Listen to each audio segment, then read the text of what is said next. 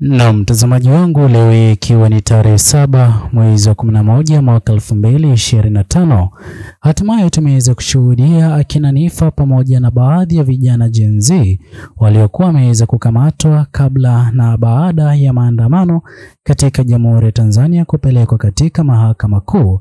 Gumzo nzito ni kuhusiana na adhabu ambayo inazidi kuratibiwa kwa hawa wote baada ya kushtakiwa na kesi ya uhaini, kesi sawia na ile anayozidi kuipambania Mheshimiwa Tundu Lissu, akidai kwamba hakukuwa na nia yoyote ile ya uhaini katika Jamhuri ya Tanzania.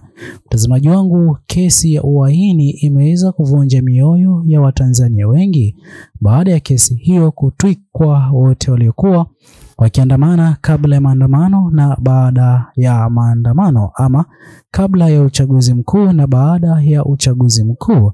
Mmoja wa watu ambao wameweza kuathirika pakubwa na kesi hiyo ya uhaini ni Niffer, ambaye hivi sasa anazidi kugonga vichwa vya habari. Ila mtazamaji wangu, kabla niweze kukufahamisha zaidi, kwanza kabisa itaweza kuwa vema iwapo utaweza kuchukua sekunde yako moja kwa hapo kubonyeza maneno yaliyoandikwa subscribe chini ya video hii. Pia ni vema iwapo utaweza kulike na kushare video zetu ili YouTube moja kwa moja iweze kusuggest video hii kwa wale wote wanaozidi kufuatilia siasa za Jamhuri ya Tanzania. Naam, mtazamaji wangu, katika uongozi wake rais aliyeweza kuaga dunia John Pombe Magufuli, lakini uzalendo umeanza kupotea. Na ndio mimi nawaomba ndugu zangu, sisi ni watu wa kupita. Sisi wote hapa tutapita. Ifike mahali uzalendo wetu tuutangulize mbele. Siku tukifa tutaenda na sanduku moja tu na shimo la mstatili. Nothing. Nilikuja uchi, nitarudi uchi. Kuna kipindi na wakati ambapo aliweza kuzungumzia kuhusiana na yeye kutokuwa na ruhusa yoyote ile ya kuchukua uhai wa mtu, na aliweza kulazimika kupunguza vifungo ambavyo wafungwa waliweza kufungwa kwa adhabu ya kunyongwa, takriban wafungwa 200. Ila Mheshimiwa Rais Magufuli aliweza kuzungumza kauli hii. Na mtazamaji wangu, kwa kweli Rais Magufuli aliweza kuwafahamisha Watanzania ya kwamba wataweza kumkumbuka na mema yote aliyokuwa akiyafanya. Mtazamaji wangu, amini usiamini, ni kweli hivi sasa Watanzania wengi wanazidi kumkumbuka Rais Magufuli kwa mema yote aliyokuwa akiyafanya, ila sote tunafahamu kwamba ni jambo la kuvunja moyo, hasa kwa kesi ya uhaini ambayo hivi sasa imeweza kufunguliwa kwa vijana Gen Z waliokuwa wakiandamana kabla ya uchaguzi mkuu na baada ya uchaguzi mkuu sawia na Mheshimiwa Tundu Lissu. Sote tunafahamu kwamba katika Jamhuri ya Tanzania kesi ya uhaini adhabu yake ni kunyongwa, ila isingekuwa vyema kwake Rais Magufuli aliweza kukataa adhabu hiyo ya kunyongwa kwa raia yoyote yule wa Jamhuri ya Tanzania. Vipi kuhusiana na uongozi wa serikali awamu 6 ama awamu 7 hivi sasa ambayo inazidi kujadiliwa katika mitandao ya kijamii? Je, wapo na uwezo kufanya adhabu hiyo kwa vijana hawa Gen Z? Mtazamaji wangu, amini usiamini, kutokana na kile ambacho vijana Gen Z waliweza kufanyiwa katika maandamano ya muda wa takriban siku 5, umeweza kugonga vichwa vya habari. Na vipi kuhusiana na wale walioko katika mikono ya viongozi wakuu wa serikali ya awamu 7?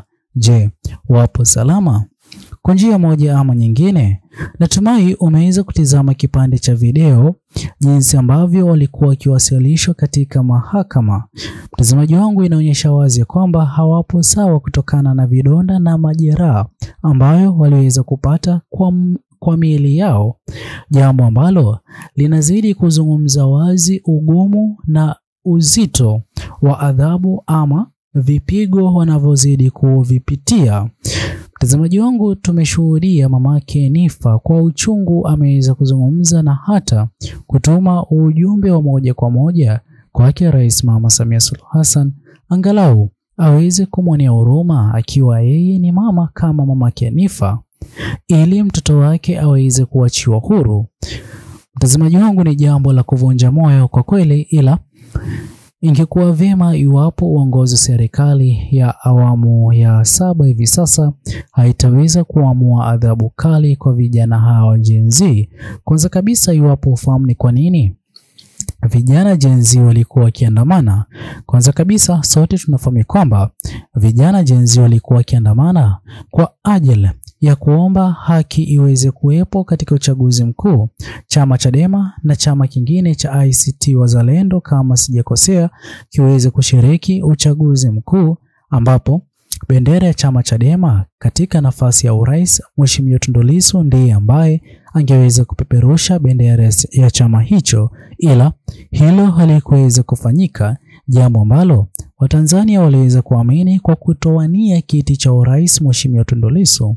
Ushindi wa moja kwa moja kwake Rais Mama Samia Suluhu Hassan ataweza kuupata, na ndipo ambapo hata baadhi ya Watanzania ambao hawakuweza kupiga kura na wale walioweza kupiga kura sawia na katika mataifa jirani, wote hawakuweza kushangaa, je, Rais Mama Samia Suluhu Hassan angeweza kupata vipi kura 98%? Ni sawa, aliweza kupata kura hizo 98%, kwani Mheshimiwa Tundu Lissu ndiye aliyekuwa mpinzani mkuu na hakuweza kushiriki katika uchaguzi huo. Mtazamaji wangu, hoja nyingine ambayo vijana Gen Z walikuwa wakishinikiza iweze kufanyika ni hiyo no reforms no election, pia kuweko kwa ajira kwa vijana Gen Z.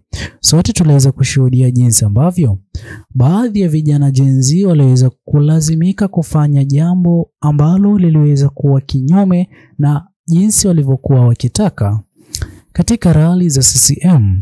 Kutokana na chama cha CCM kupoteza umaarufu wake mapema, tuliweza kushuhudia watu kuanza kususia rali za CCM, jambo ambalo liliweza kulazimu viongozi wakuu wa chama cha CCM kuanza kwa bidii yote ile kulipa watu, hata kuwapa usafiri kutoka eneo moja hadi lingine kwa ajili ya watu hao waweze kuhudhuria rali zao.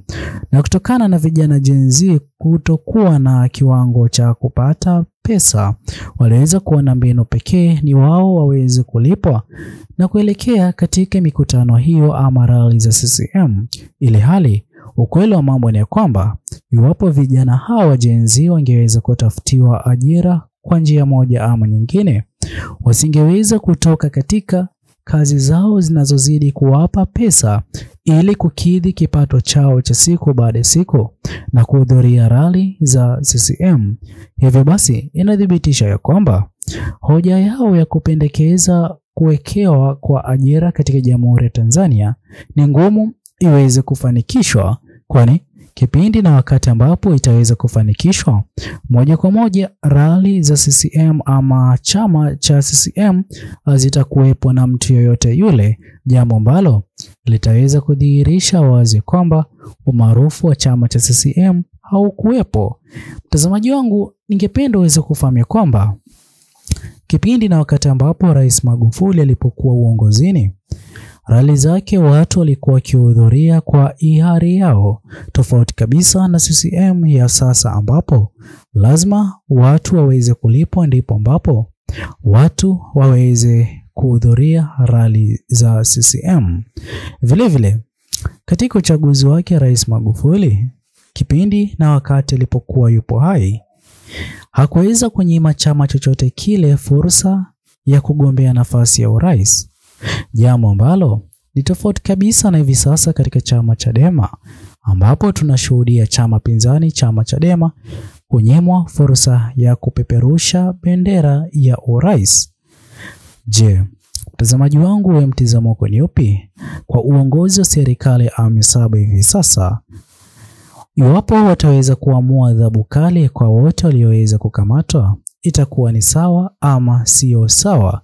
Tuachie maoni yako katika uwanja wa comment section. Usisahau kusubscribe, like, comment na kushare video zetu. Bye bye until the next video.